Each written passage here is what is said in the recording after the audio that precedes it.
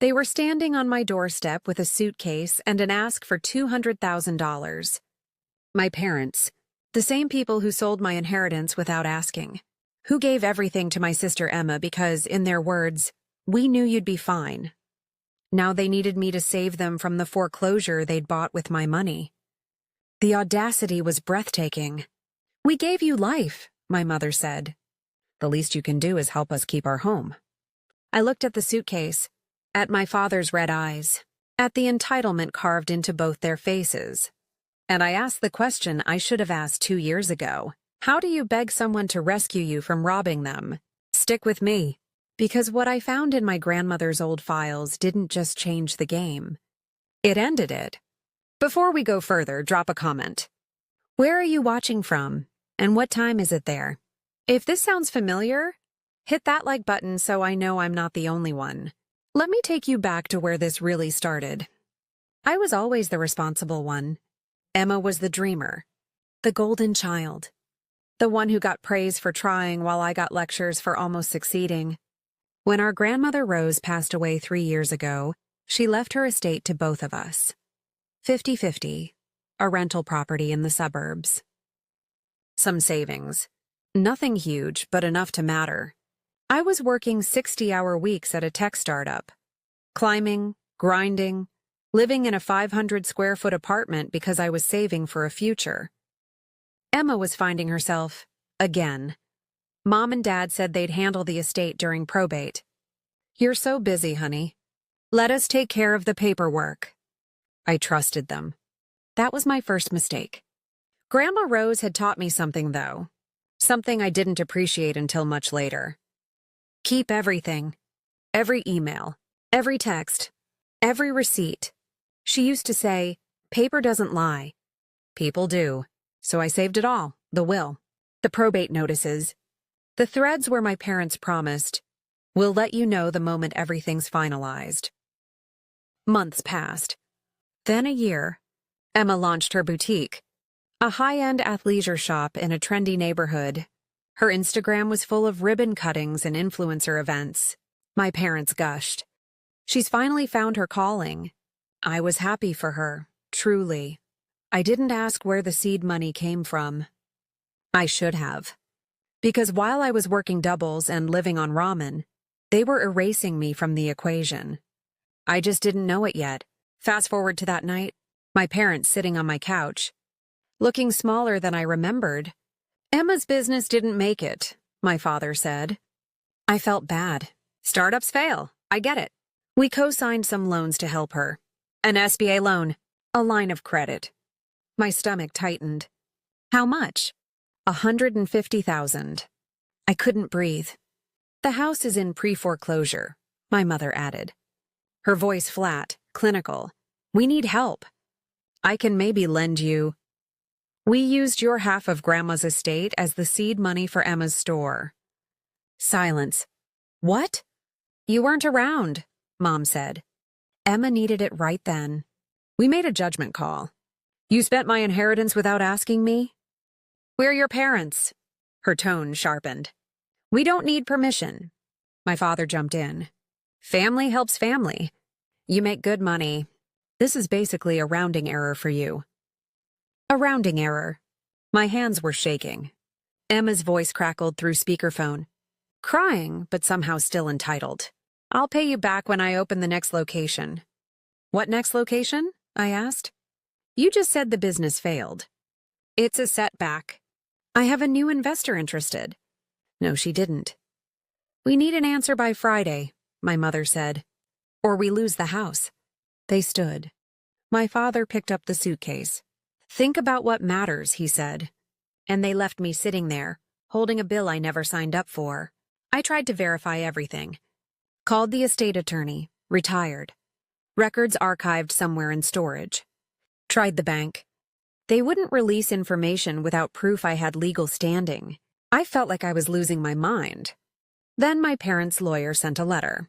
It suggested that my delay in providing assistance could be construed as elder financial abuse. Elder abuse. I was the one being robbed. My phone started buzzing. Aunts, uncles, cousins. "How can you let your parents suffer?" Emma's going through so much, and you're worried about money? Grandma would be ashamed. That one broke me. I started wondering if I was wrong, if maybe they did have the right, if maybe I was selfish. Maybe the estate lawyer had said it was okay. Maybe I'd missed something. I couldn't sleep. I went through every email, every old voicemail, nothing. Then I remembered. Grandma had mailed me a package a few weeks before she died. I'd been in the middle of a product launch. I shoved it in a drawer. I never opened it. I pulled it out now. A manila folder. My name in her shaky handwriting. Inside was everything. And I mean everything. The first document was a copy of the trust amendment. Signed, notarized. Dated 8 months before Grandma died. It named me and Emma as equal beneficiaries. But here's the part that mattered. No disbursement shall occur without written consent of both beneficiaries, or upon both reaching age 25, whichever occurs later. I read it 3 times. They couldn't touch my half without my signature.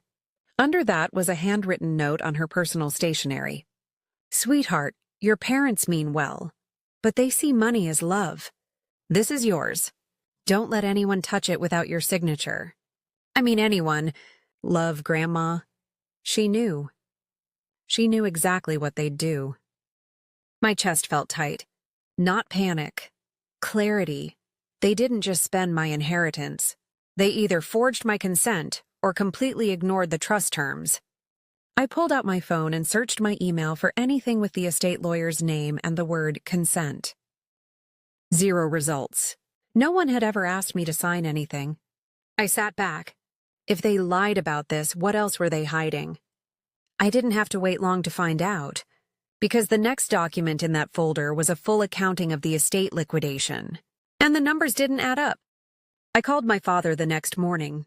I found Grandma's trust amendment, the one that says you needed my written consent. Silence. Then, that document is outdated. The estate lawyer told us we could proceed for Emma's benefit. Which lawyer? Because he's retired and I can't find any record of that conversation.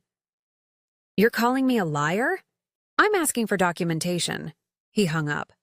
20 minutes later, my mother called, crying. How can you do this to us? We raised you. We sacrificed everything. Mom, they used my money without asking. It's not about money, she screamed. It's about family. Then Emma posted on Instagram a photo of her and our parents. Caption, some people value dollars over blood, praying for my sister to find her heart again. The comments poured in. Strangers calling me selfish, heartless. My work Slack lit up. A colleague sent me the post. Hey, is this you? My reputation was unraveling in real time. Then the cease and desist letter arrived. From my parents' attorney, any further claims of misconduct, financial or otherwise, will be considered defamation. Pursue this matter at your own legal and professional peril. I had 10 days until their foreclosure sale. The pressure was suffocating. But I wasn't done digging, and what I found next made everything clear. I hired a forensic accountant, paid her $2,000 to pull every record she could through a legal records request. 3 days later, she sent me a report. The estate had been liquidated for $310,000. My parents told Emma it was worth $160,000, told me the process was still pending. $80,000 went to Emma's business LLC. The rest? Paid off my parents' credit cards. A timeshare in Florida. A new SUV. $230,000. Gone. But here's the part that made my blood run cold. There was a disbursement form. Dated 2 years ago. My signature at the bottom. Except it wasn't my signature. I pulled up my passport. I was in London that week for a conference. The form was notarized in Ohio. I laid them side by side. The curves were off. The pressure points wrong. My accountant flagged it immediately. This is forgery. You need to file a police report. I stared at that signature for a long time. They hadn't just stolen my money. They'd stolen my identity. And now I had everything I needed. I needed to understand why. So I pulled their credit reports. Legal, since I was listed as an authorized user on an old card. They'd been drowning. 90,000 in consumer debt before Grandma even died. Store cards, personal loans, the timeshare maintenance fees. They were keeping up appearances. The nice cars, the vacations, the constant gifts for Emma. But they were broke. Grandma's estate was their last lifeboat, and they made a choice. I found an email in the estate lawyer's archived files. My mother to my father. She won't even miss it. She's always been fine on her own. Emma needs us. That line sat in my chest like a stone. It wasn't malice. It was entitlement. They believed I didn't need it. That I'd be fine. That Emma's dream mattered more than my consent. And when it all fell apart, they expected me to catch them. Because I always had. The responsible one? The fixer? But not this time. I wasn't angry anymore. I was clear. And clarity is so much more dangerous than rage. Now I knew exactly what to do. I called a trust and estates litigator. Her name was Rachel. She'd handled a case for a friend once. Tough. Fair. I laid everything on her desk. The trust amendment. The forged signature. The forensic report. She read in silence. Then she looked up. This is fraud.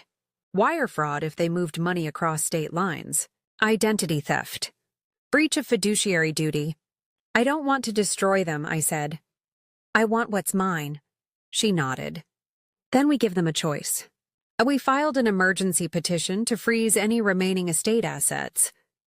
We drafted a civil claim for conversion and fraud. And then we sent a demand letter. Return $155,000. My half plus interest. They had 14 days. Or we proceed to litigation, and I file a report with the state bar. My father had worked as a paralegal for 30 years. Retired with a pension. Fraud could trigger a review. Maybe cost him that pension. I didn't want revenge. I wanted them to stop. Rachel handed me the signed retainer agreement. You're doing the right thing, she said. I wasn't sure yet, but I was doing the necessary thing. And sometimes that's enough. They didn't respond to the letter. So we went to mediation. Court-ordered. A conference room in a municipal building. Beige walls. Fluorescent lights. My parents. Their attorney, Rachel, me, and a judge mediator. He opened the session. This is your last chance to settle before this becomes public record. My father tried first. Your Honor, this is a family misunderstanding. We always intended— Rachel cut him off. Let's look at the evidence. She pulled up the first slide. The trust amendment. The clause about written consent. Did you obtain your daughter's signature before disbursing her share? Silence. No, my mother finally said. But we had verbal consent doesn't satisfy a notarized trust. Next slide. The forged signature. My real signature beside it. Your daughter was in London on this date. Here's her passport stamp. The form was notarized in Ohio. Their lawyer went pale. Next slide. The forensic accountant's report. 310,000 liquidated. 80,000 to the business. The rest to personal debts. The mediator leaned forward. This isn't a family matter. This is wire fraud and identity theft. My father's voice cracked. We were going to pay her back. With what? Rachel asked. You're in foreclosure. The mediator gave them a choice. Settle today, or I'm required to refer this for criminal investigation. My mother looked at me. Really looked. Please. I didn't flinch. Rachel slid the settlement agreement across the table. 155,000. Plus 5% interest. Structured payments over 5 years. Secured by a lien on their home. Emma's remaining business assets, sold. Proceeds to me, and a written apology to the extended family, correcting the narrative. Or I release the forensic report publicly. My father's hand shook as he signed.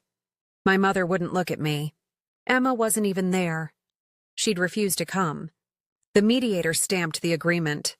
Binding and enforceable. It was over. The first payment hit my account 30 days later.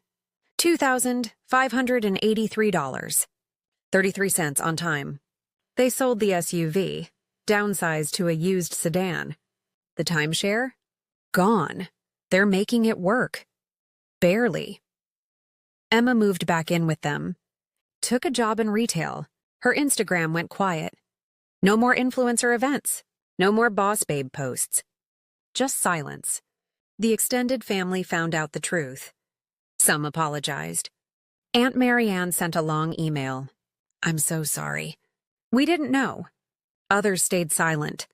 Chose sides. "That's fine. I don't need everyone to understand. I used the first payment to do something Grandma would have loved. I started a scholarship fund in her name, the Rose Martinez First Generation Fund, for kids who are the first in their family to go to college. Kids who work nights and weekends. Kids who save everything. Kids like I was. We gave out the first award last month. A girl named An, 18, working 2 jobs while taking community college classes. Grandma's photo was on the podium. I didn't cry, but it was close. My parents and I are polite now, distant. They pay me every month. We exchange brief texts. Payment sent. Received. Thank you. No dinners. No holidays. I didn't cut them off, but I'll never be their backup plan again. They made a choice. So did I. Boundaries aren't walls.